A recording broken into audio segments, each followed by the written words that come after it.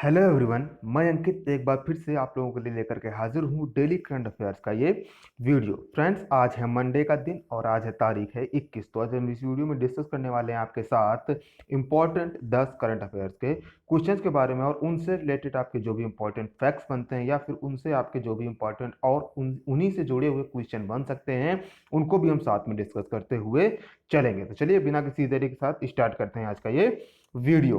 Video start करने से पहले मैं आपको जरूरी सूचना देना चाहूंगा कि चैनल पर ट्रिपल सी एग्जाम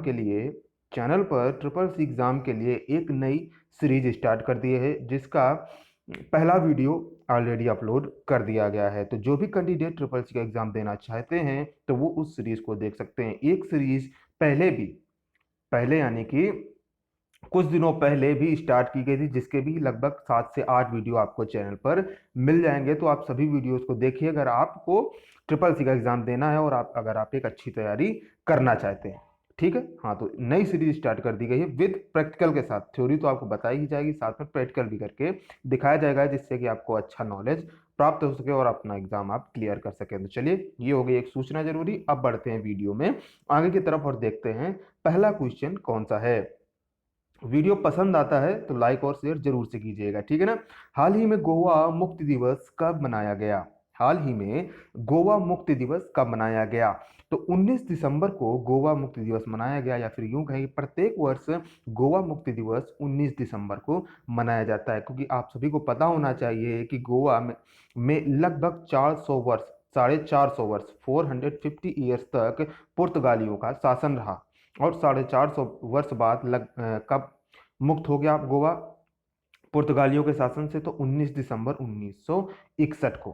कब? 1961 को। यानी कि हिस्ट्री का आपका एक क्वेश्चन बनता है कि कौन से ऐसे यूरोपीय थे जो सबसे पहले भारत में आए और सबसे आखिरी में गए भारत से? तो वो आपके पुर्तगाली हैं, सबसे लास्ट में गए 1961 में। ठीक है, तो इसी की याद में आपका गोवा मुक्ति दिवस मनाया जाता है। गोवा की बात हो रही तो गोवा के आपको मुख्यमंत्री और गवर्नर जरूर से पता होने चाहिए। तो वर्तमान में गोवा के मुख्यमंत्री हैं प्रमोद सावंत। कौन है वर्तमान में गोवा के मुख्यमंत्री? प्रमोद सावंत। और यहाँ के गवर्नर हैं भगत सिंह कोश्यारी। ठीक है, चलिए बढ़ते हैं दूसरे क्वेश्चन की तरफ।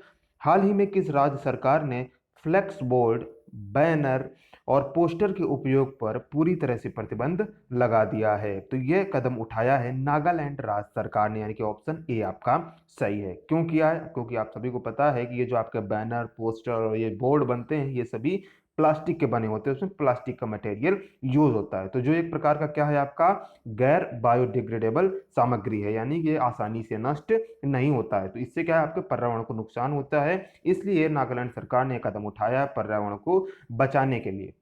आपके जो बैनर पोस्टर हैं इनको बैन कर दिया है, पूरी तरह से राज्य में प्रतिबंधित कर दिया है। बात हो रही नागालैंड की, तो आपके नागालैंड में वर्तमान के मुख्यमंत्री हैं नेफ्यू रियो और यहाँ के गवर्नर हैं आर एन रवि। कौन है यहाँ के गवर्नर? Are N Ravi. बढ़ते हैं तीसरे क्वेश्चन की तरफ।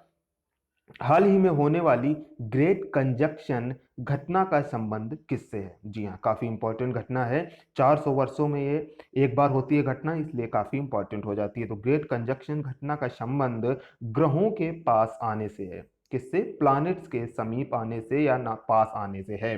कौन कौन से प्लैनेट आपके पास आ रहे हैं?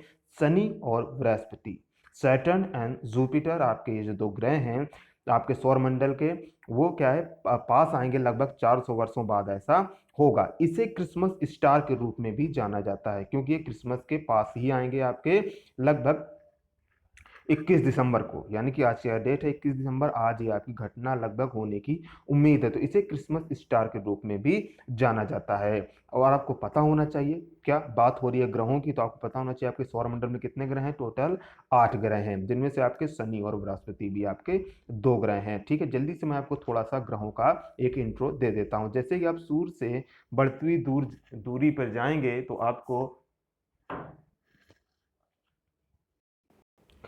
तो जैसे ही आप सूर्य से बढ़ती हुई दूरी के अनुसार आप ग्रहों का क्रम लगाएंगे तो कैसे लगाएंगे? सबसे पहले आपका आएगा, क्या आएगा आपका? बुध।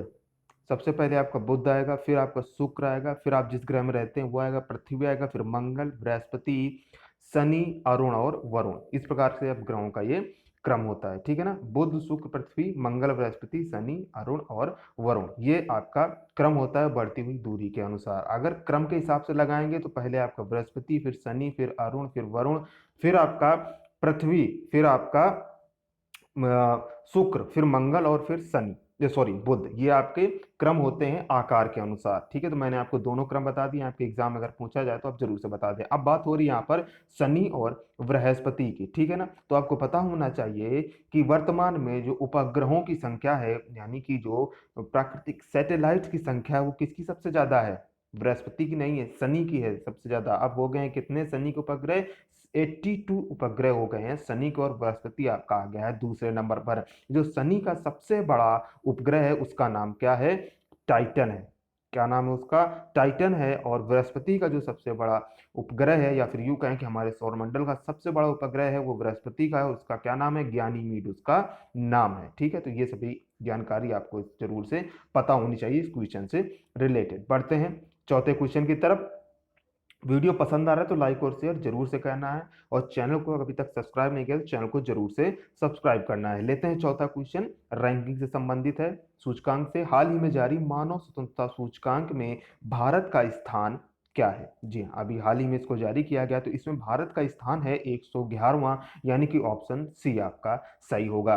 162 देशों की सूची में भारत का स्थान 111वां, यानी कि इस सूची में 162 देश शामिल किए गए, और रैंकिंग डिसाइड की गई तो भारत को 111वां स्थान मिला।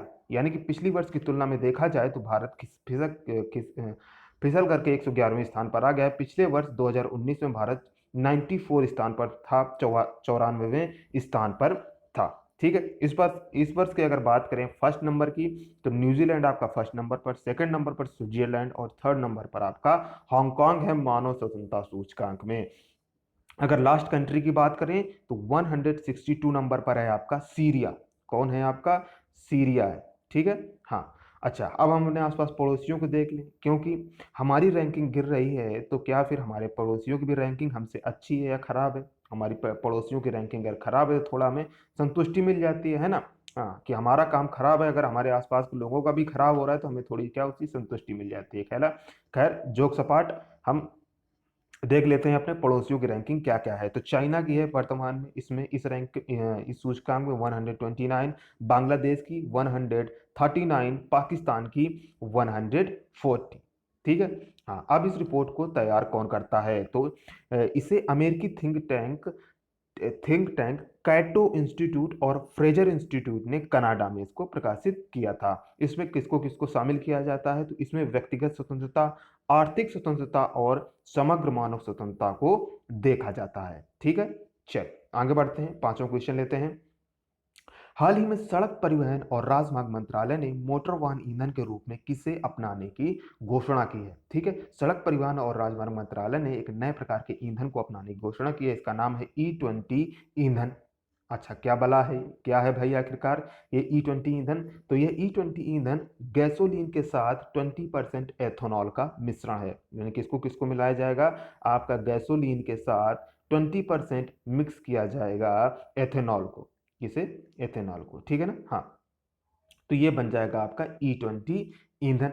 इससे क्या होगा आपका जो, या फिर इस तरह जो भी वाहन विकसित किए जाएंगे उससे क्या है, आपका CO2 और हाइड्रोकार्बन्स के उत्सर्जन में कमी मिलेगी। यानी कुल मिला के आप जो पर्यावरण है उसको सुरक्षित किया जाएगा। और आपको पता होना चाहिए सड़क परिवहन और राजमार्ग मंत्री कौन है वर्तमान में? नितिन गडकरी है, ठीक है ना। तो कौन सी ईंधन की बात हो रही है? E20 ईंधन।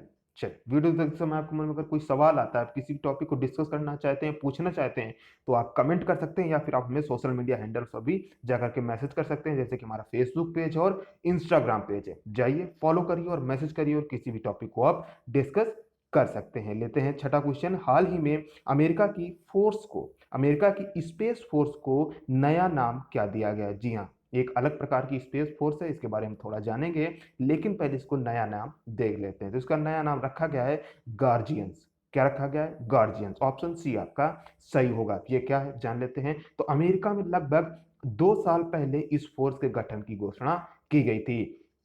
यह फोर्स अमेरिका के 6वें सशस्त्र बल के रूप में सामने आया था। क्या होता है इसमें? तो इससे जुड़े जवान जो हैं वास्तविक रूप से अंतरिक्ष में तैनात नहीं होते हैं, बल्कि अमेरिकी उपग्रहों की सुरक्षा के लिए काम करते हैं। यानी कि आप देख रहे हैं ना, धीरे धीरे स्पेस में भी वॉर छिड़ने लगी है ना। हाँ, इसलिए आपके चाइना और रूस ने तो पहले ही स्थापित कर दी थी वहां पर क्या, स्पेस फोर्स। बाद में अमेरिका भी आ गया, यानी कि चाइना, रूस और अमेरिका तीन ऐसे देश हैं जिनके पास स्पेस फोर्स है। हालांकि भारत भी इस पर काम कर रहा है, लेकिन अभी तैनात नहीं कर पाया है। अभी तीन देश हैं जिनके पास स्पेस फोर्स है, इस तरह की फोर्स है, यानी कि स्पेस में फोर्स, अंतरिक्ष में फोर्स, जिससे कि अंतरिक्ष में कभी कोई युद्ध छिड़े, टकराव हो आपस में, तो उसमें क्या है, ये दो देश आगे से आगे बढ़ करके अपना कब्जा उस पर कर सके। ठीक है ना, तो इस प्रकार की ये फोर्स है, तो इसका नाम रख दिया गया है गार्जियंस। अब बात हो रही है अमेरिका की, तो अमेरिका के वर्तमान में राष्ट्रपति कौन है? जो बिडेन है। उपराष्ट्रपति भारतीय मूल की कमला हैरिस हैं, जिन्हें इन दोनों लोगों को इस वर्ष टाइम पत्रिका ने पर्सन ऑफ द ईयर भी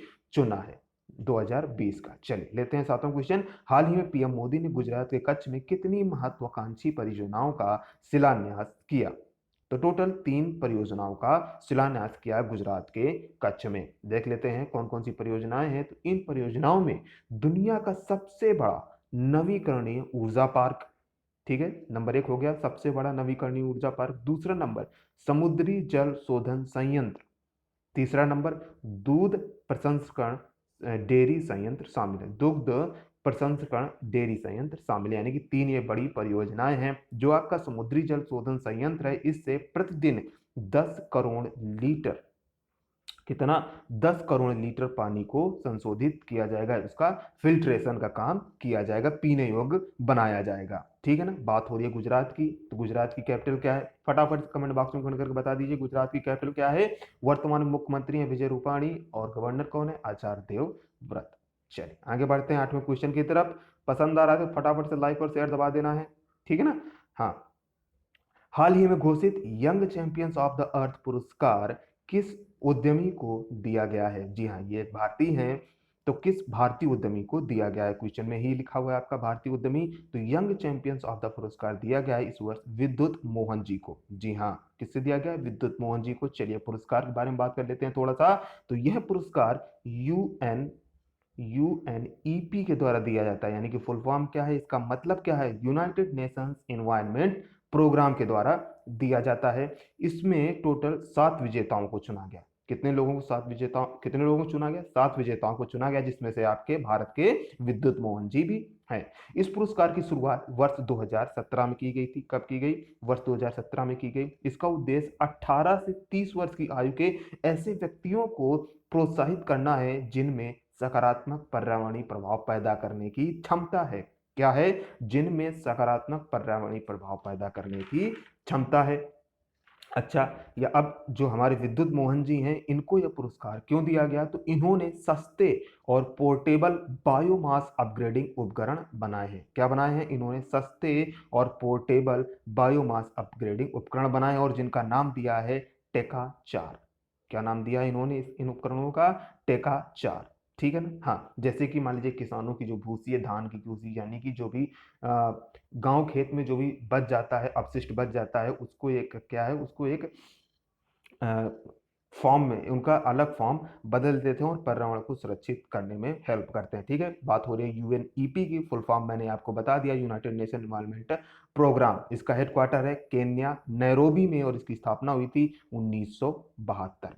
चलिए बढ़ते हैं वीडियो में नेक्स्ट क्वेश्चन की तरफ। हाल ही में DRDO, defence research and development organisation द्वारा कितनी रक्षा प्रणालियां सशस्त्र बलों को सौंपी गई?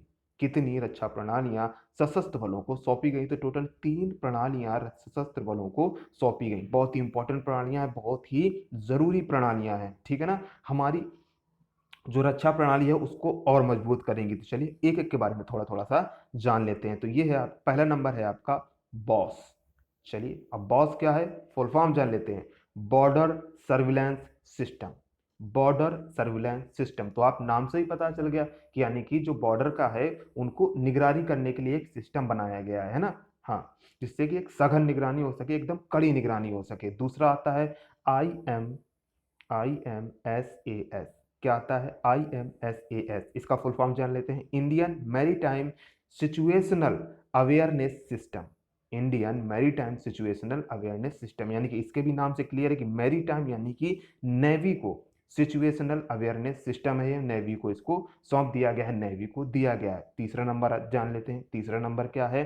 तीसरा नंबर है अस्त्र, अस्त्र MK1। तो आप नाम से समझ गए होंगे कि यह क्या है, यह एक प्रकार की मिसाइल है जो किस सिस्टम पर काम करती है, किस प्रकार से, कि दृश्य सीमा से परे, यानी कि हमें जो दिख भी नहीं रहा उस पर भी ये निशाना साध सकती है। ठीक है ना, तो ये तीन चीजें सौंप दी गई हैं सशस्त्र बलों की। आप इनका यूज करिए और रक्षा प्रणाली को और मजबूत बनाइए। बात हो रही है DRDO की, तो वर्तमान में इसके चीफ कौन है? G सतीश रेड्डी। ठीक है, चलिए आगे बढ़ते हैं वीडियो में। अब ले लेते हैं कल के क्वेश्चन का जवाब। आज के वीडियो में सिर्फ 9 ही क्वेश्चन थे।